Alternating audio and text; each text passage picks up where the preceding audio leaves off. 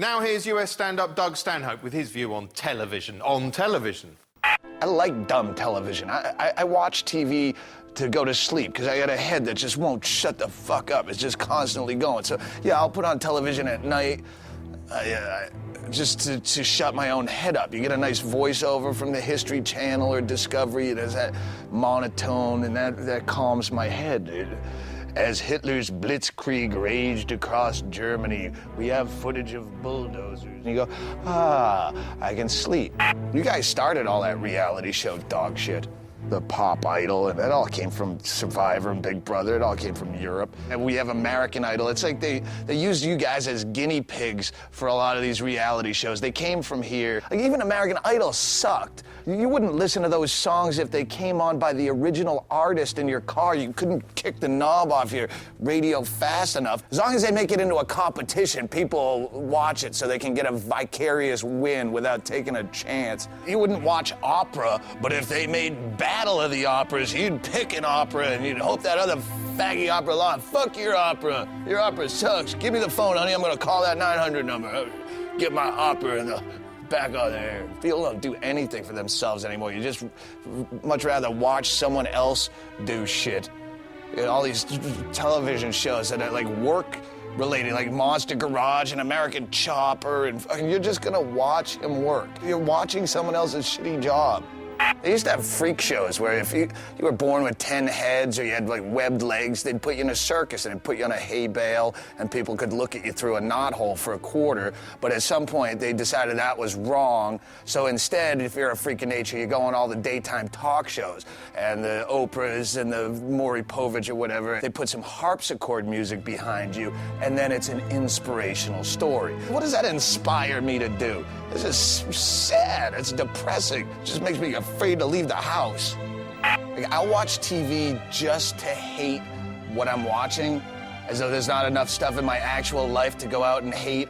Like, this show is a show about television, complaining about television, so you can sit there watching television going, yeah, he's right, I hate television. It's a good show. Ridiculous. Nobody does anything anymore. Fucking failing species.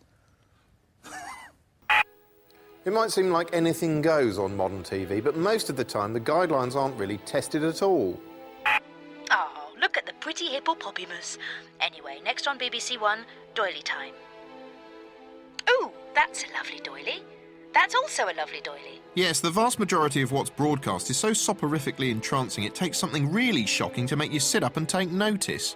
In the bleakly satirical 1976 movie Network, a TV news anchor causes a sensation after losing his mind and announcing his intended suicide on air. Since this show was the only thing I had going for me in my life, I have decided to kill myself. So what'd she say?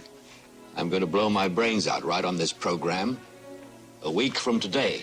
But instead of blowing his brains out, he becomes the nation's biggest celebrity, a furious, ranting lunatic who cuts through all the bullshit and puts his finger on the suppressed rage and dissatisfaction of his audience. I don't know what to do about the depression and the inflation and the Russians and the crime in the street. All I know is that first, you've got to get mad.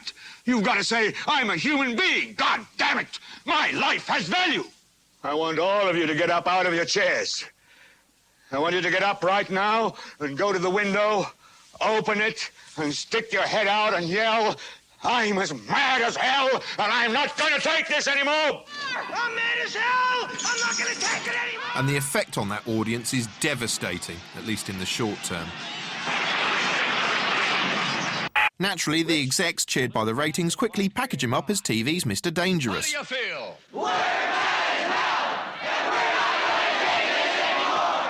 And he doesn't change the world, he becomes just another TV show. The audience eventually gets bored and melts away. Network was chillingly prophetic and more relevant today than on its original release, because now there's more TV than ever. And this sheer quantity is the final problem, because the moment anything with any truth or life or quality manages to somehow break through the ceaseless parade of mediocre on-screen bumwash, seconds later it's replaced by something else, and something else, and something else, and something bloody else. Watch the box for any length of time, and trying to retain the actual sense of what you've seen is like trying to read a book at an idiot's party. Ultimately, even something as worthy and harrowing as the world at war is reduced to the level of just another Justin Lee Collins vehicle simply by virtue of appearing on TV in the first place.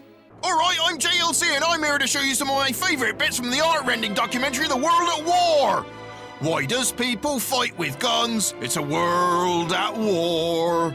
Right, the Second World War, it was an absolute right bloody mess. Look at it, it's absolutely bloody mental. Bombs all over the place, what a palaver. It was all these buggers' fault, the Nazis, nasty buggers. Ooh, oh, look at him, he's hard. Think he's called Hitler. Oh, bad times.